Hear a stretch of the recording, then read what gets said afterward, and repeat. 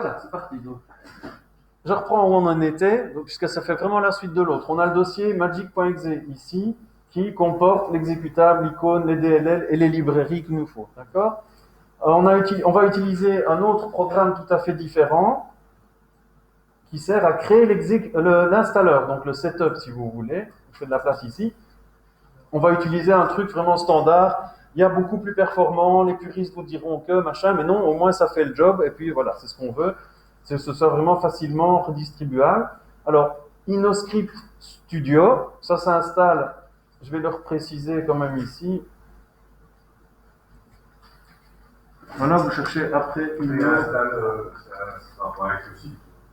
Oui, oui. Attendez, ça c'est pour installer le programme qui va vous servir à faire un setup.exe. Oui, oui, tout à fait. Là, on n'est plus du tout dans Python. Hein. On est dans un utilitaire Windows qui, à partir d'un dossier, d'un exécutable, va faire un installeur. Donc ici, voilà, InnoSetup, je suis venu là ici. Pourquoi est-ce que je viens vous montrer ça? Parce que si vous le réessayez à la maison ou vous voulez le faire, on va dans les downloads ici. N'oubliez pas de prendre, quand vous téléchargez, le Quick Start Pack, le deuxième ici, et pas le premier. C'est le deuxième qui comporte l'assistant qui vous permet de faire tout ça à moindre coût. C'est quoi comment le distinguer? Le quoi? Quick Start ici. Ouais. Voilà. C'est le premier, pas le deuxième. Celui-là, pas celui-là. Le premier, ça s'appelle comment? Il n'est pas marqué, c'est la version standard en fait ici. Regardez, si vous regardez là, ça c'est InnoSetup 6. Machin exe, c'est la version standard, tandis qu'en dessous il est marqué InnoSetup QSP.exe, c'est la version avec le Quick Start Pack déjà inclus à l'intérieur. Voilà, vous l'installez, rien de bien miraculeux, et à un moment donné, une fois que vous l'avez installé, vous avez un raccourci qui donne InnoScript Studio. Je vais le parcourir avec vous dans le cadre de ce projet-ci, et puis voilà. Je lance. Voilà. Alors, je vais le suivre. Hein. Donc, c'est vraiment, on part pour un script simple. OK. Ici, bienvenue à l'assistant qui va vous permettre de faire votre installeur. Voilà. Là, de nouveau, assez standard. Hein. Donc, je vais prendre la peine de remplir, mais c'est vraiment dire, voilà, mon programme s'appelle Magic 2, hein, parce que j'avais déjà un. C'est la version 2.0. Je l'enregistre comme ça. Nous, on l'avait déjà fait la semaine passée, on a fait le besoin. Non, tout à fait, je refais comme ça, tout le monde l'aura vu une fois, d'accord? Ici, l'application, le site, la société qui le fait. J'ai encore rien enregistré pour l'instant. J'ai lancé simplement le programme. On n'a pas choisi un script, il m'a déjà une réponse sur le script. Ah, ouais, ça va? Je remontrerai au. Attendez, je remonte comme ça. Exit, yes. Je repars à 0. Donc j'ai bien lancé le raccourci ici. D'accord? Voilà. Là, il n'y a encore rien de fait et je n'ai pas été chercher des choses ici en dessous. Sinon, il reprend en effet un de ceux que j'ai fait. Non, je démarre ici, je choisis ça et je démarre ici en faisant OK. Et là, j'arrive à ceci. Voilà, où je crée moi-même. Donc je refais. Parce que je cochais le petit truc. Ouais, c'est ça. Donc mon programme ici, Magic 2, forcément c'est la version, on va mettre 1.2. Peu importe, hein, ça c'est vraiment pour le décor, d'accord? Next. Voilà, ça par contre, en général, ça va être laissé par défaut où va s'installer votre programme quand vous l'installerez, quand l'utilisateur l'installera, dans Program Files. Comment est-ce qu'il va s'appeler le dossier qui va créer dans le menu démarrer pour l'installer? Même chose. En général, vous laissez ça par défaut, je vous laisse le lire si ça... Voilà.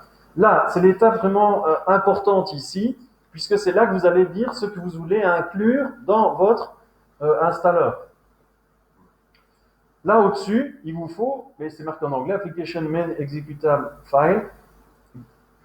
Vous parcourez, vous allez dire, moi j'ai fait ça sur le bureau, j'ai un dossier qui s'appelle Magic 2, et là-dedans j'ai mon exécutable principal. Ouvrir.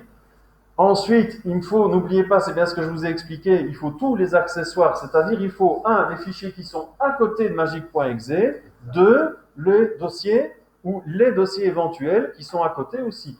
Donc, ajoutez les fichiers, et là, je prends tout, sauf le exe, que j'avais déjà naturellement mis. Vous voyez que je ne prends pas lib, parce que lib est un répertoire, c'est pas maintenant, là je suis en train de sélectionner des fichiers.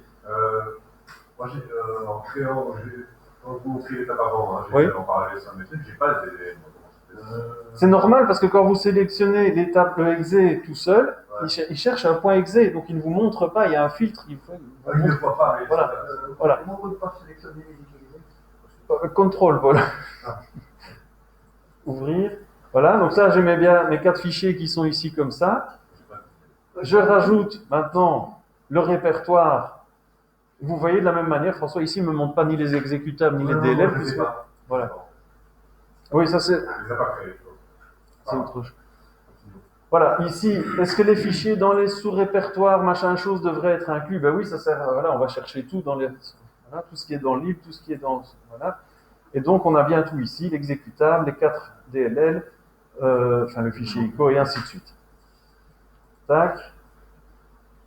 Quel est le nom d'application dans le menu démarrer? Est-ce que vous voulez que l'utilisateur puisse changer le nom, etc. Tout est standard. De nouveau, je ne m'attarde pas là-dessus. Lisez, c'est marqué en anglais, ça vous fait un bon exercice et ça explique exactement à quoi ça correspond. Tac. Vous pouvez inclure une licence, vous pouvez inclure un fichier d'information qui va être montré à l'utilisateur avant l'install, après l'installation. Ça, il s'agit bien de la langue pour l'installeur, qui n'a rien à voir avec la langue du futur programme. Alors ici, il faut être un peu attentif, parce que ça, c'est pas des choses pour le truc final, si ce n'est que regardez où va aller se retrouver votre fichier .exe quand vous l'aurez créé. C'est un peu idiot, vous allez faire fonctionner votre script, il a fait un setup.exe, vous ne savez pas où il est. C'est un peu embêtant. Donc, à vous de choisir. Moi, a priori, je vais me mettre sur le bureau. Vous voyez, j'ai mon dossier Magic là. Donc, je vais le mettre ici, à côté de mon .exe. Vous mettez où vous voulez, hein. Si vous avez un répertoire, vous mettez tous vos exécutables, faites-le. Mais moi, voilà, je l'ai mis dans le bureau, le dossier Magic 2 que j'utilise depuis tout à l'heure. Le nom, changez-le. Setup tout court risque de rentrer en conflit avec d'autres setups dans Windows. Il le précise à un moment donné. Donc ici, je vais l'appeler Magic 2 Setup. Voilà. Je peux donner une icône particulière à l'installeur. Tant que faire, vu que je me suis transbahuté mon icône depuis tout à l'heure, c'est ce que j'avais dit, je le fais. Et vous pouvez éventuellement, mais ça je vous le déconseille évidemment, mettre un mot de passe pour que la personne ne puisse pas installer, à moins d'avoir mis le mot de passe. Ça va? L'endroit où va se retrouver votre installeur, le nom de l'installeur, en tout cas ne mettez pas .exe, donc c'est le nom de base de l'installeur, et le fichier qui va servir d'icône. Next. Là, vous pouvez laisser par défaut, c'est de l'optimisation. Next. Finish. Attention ici. Would you like to compile a new script now? Vous mettez non, parce que rappelez-vous, il y avait un petit bug à corriger. Donc je vais mettre non ici. Le petit bug se situe, je vais descendre gentiment ici, dans le fait que quand vous avez inclus le répertoire lib qui contenait tous les descendants de lib, on voit ici qu'il va chercher Magic 2 lib, vous voyez ici, donc c'est lib /étoile, qui dit bien en langage informatique, on va chercher tout le contenu ici, mais vous voyez qu'en fait, app désigne le dossier où on va aller extraire tout ça. Et vous voyez que ça veut dire destination dir ici, le répertoire de destination, tout le contenu de lib va être mis directement dans le répertoire de destination. C'est pas ce qu'on veut, on veut recréer un dossier lib à l'intérieur. Donc, je vais aller doucement pour le faire. Je me mets là, ici, /lib /. Je considère ça comme un petit bug, mais bon voilà, peut-être qu'il y a une raison que je ne vois pas pour le faire. En gros, il dit ici, j'extrais l'intérieur de lib et je le mets directement dans le répertoire de l'application à côté du .exe. Je trouve pas que c'est idéal, donc je dis bien, je prends le contenu de lib et je le réextrais dans un dossier lib. C'était ça. J'ai passé les gars, mais je suis sur un autre, avec un autre dossier. Oui, voilà. Donc, ce fichier ici, je pourrais le réutiliser pour recréer chaque fois le même setup, d'accord? Pour ne pas relancer naturellement tout l'assistant, on peut mémoriser ce fameux fichier. Donc, c'est ce que je vais faire ici, l'enregistrer. De nouveau, je vais le mettre dans le sous-dossier ici, comme ça je ne perds pas tout. Et je vais l'appeler create setup. Il va rajouter .iss, d'accord? Donc finalement, j'ai rajouté enregistrer.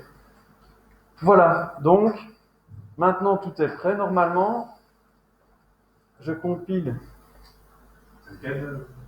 C'est là au-dessus, vraiment juste au-dessus de l'onglet. Là, il y a un petit engrenage avec une petite flèche verte. Ouais.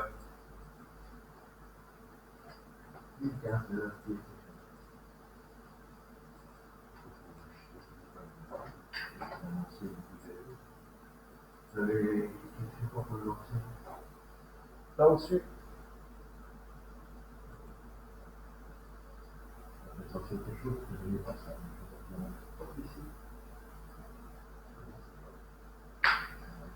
Juste à point de section.